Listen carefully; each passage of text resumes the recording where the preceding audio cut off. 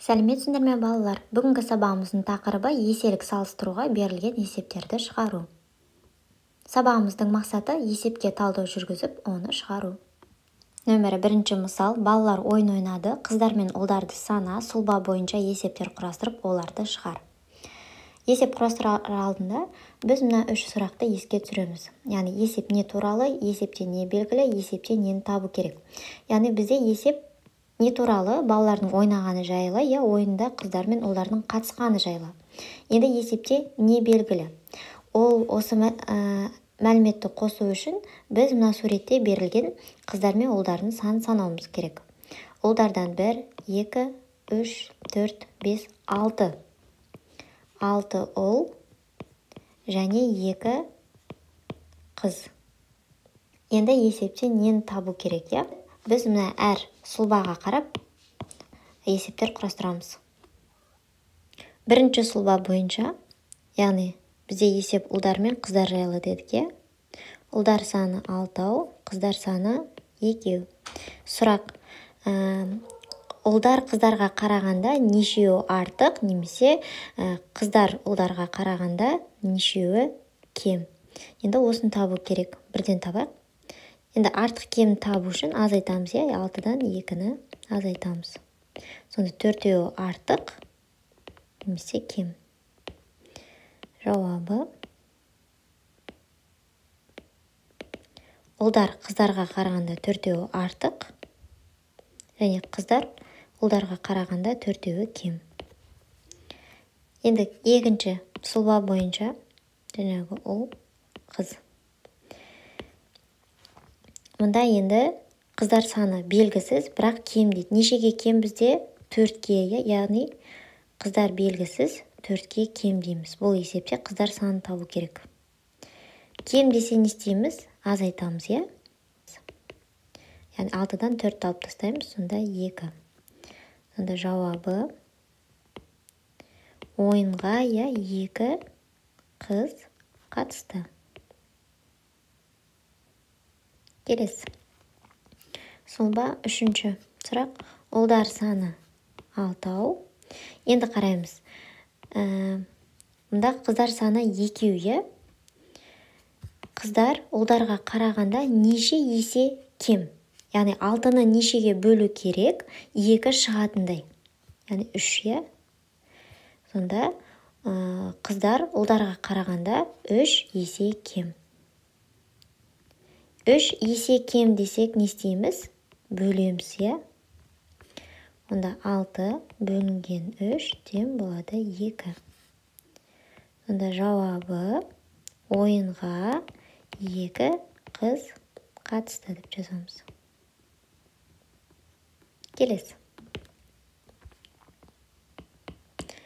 Ұлдар саны және қыздар, Ұлдар неше есе артық, және біз нешеге бөлдік? 3-ге, 3 есе қыздар саны ұлдарға қарағанда 3 есе кем болса, демек ұлдар саны қыздарға қарағанда 3 есе артық, Сонда 3, ал қыздар саны 2.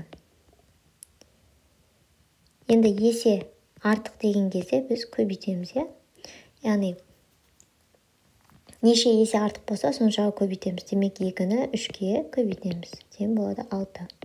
Сонда жауабы ойынға 6 ұл қатысты. Келесі. Мұнда ұлдар және қыздар саны. Қыздар 2, ұлдар 6. Бізден сұрайды. Ұлдар қыздарға қарағанда неше есе артық, немесе қыздар ұлдарға қарағанда неше есе кем. Оны табу үшін біз не істейміз? Бөлеміз, Сонда неше есе артық және неше есе кем екен табамыз. Яғни 6-ны 2-ге бөлеміз. Сонда жауабы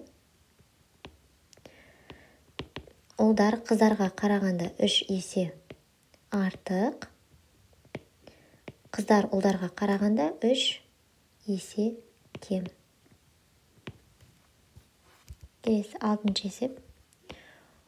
Ұлдар және қыздар. Қыздар саны 2 белгілі. Енді ұлдарда артық дейді. Бізде ең бірінші есепте 4-ке артық немесе кем болды, е? Демек, ұлдар саны белгісіз, 4-ке артық.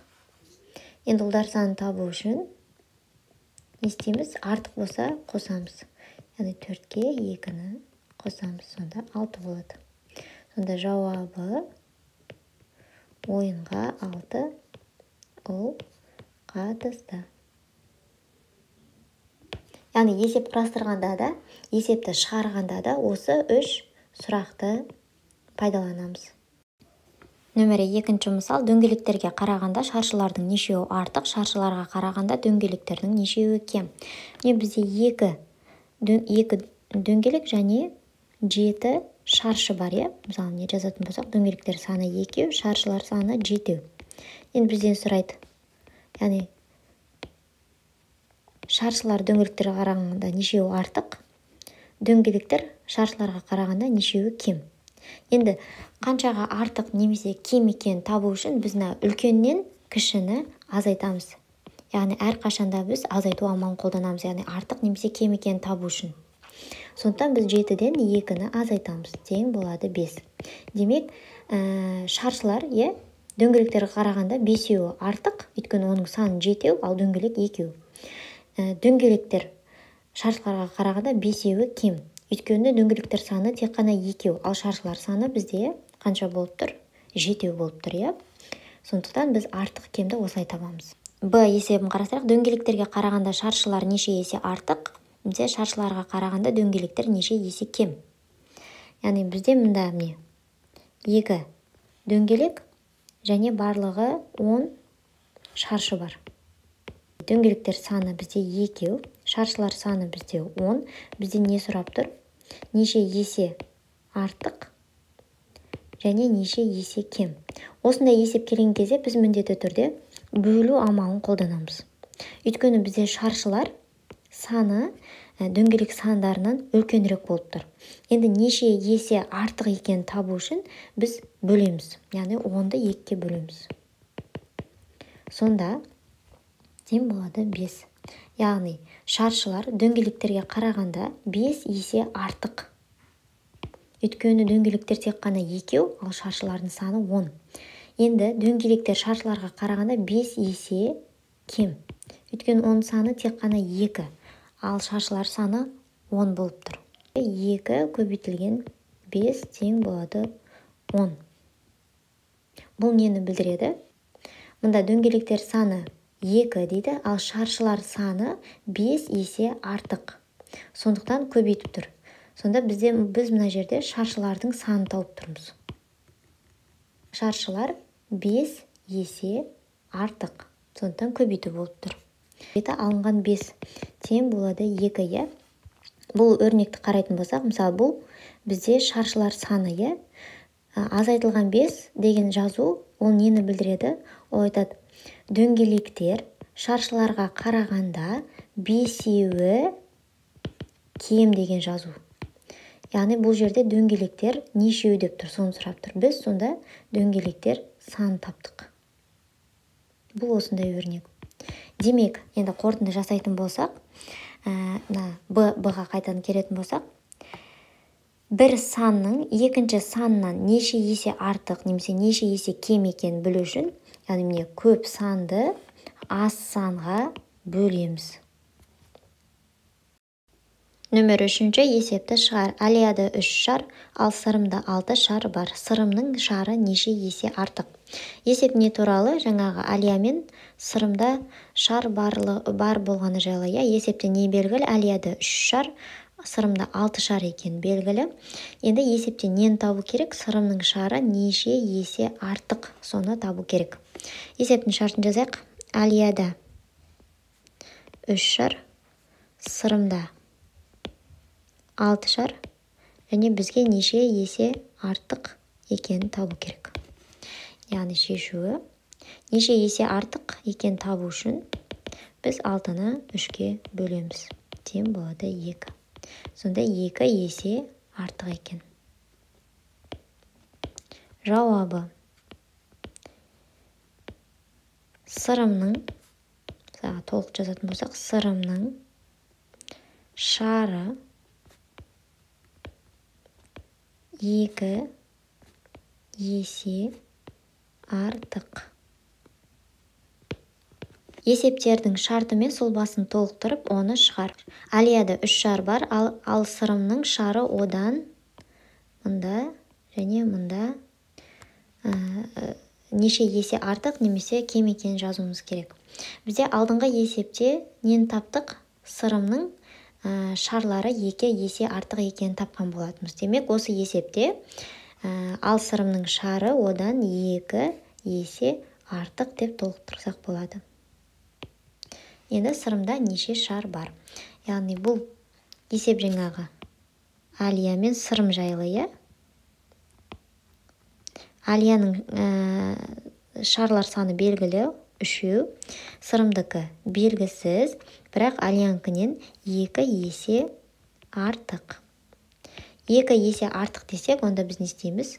Көбейтеміз. Енді сырымда неше шар бар екенін табайық. 10 табу үшін 3-ті 2-ге көбейтеміз. Өйткені 2 есе артық деп тұр. Сонда 6. Жауабы сырымда 6 шар бар. Сырымда неше шар бар? Сырымда 6 шар бар, Ал Алияның шары одан неше есе? Яғни Алияда азырақ шар болған, Егерде сырымның шары 2 есе артық болса, демек Алияның шары 2 есе кем, Яғни 2 есе кем болады. Алияда неше шар бар? Сырымда 6 шар, Алиянікі белгісіз, бірақ сырымдықыден 2 есе кем. Есе кем десек, не істейміз? Бөлеміз. Енді Алияда неше шар барын табу үшін 6-ны 2-ге бөлеміз деген болады 3. Сонда жауабы Алияда 3 шар бар. Яғни сырымның шары 2 есе артық болса, демек Алияның шары 2 есе кем деген сөз.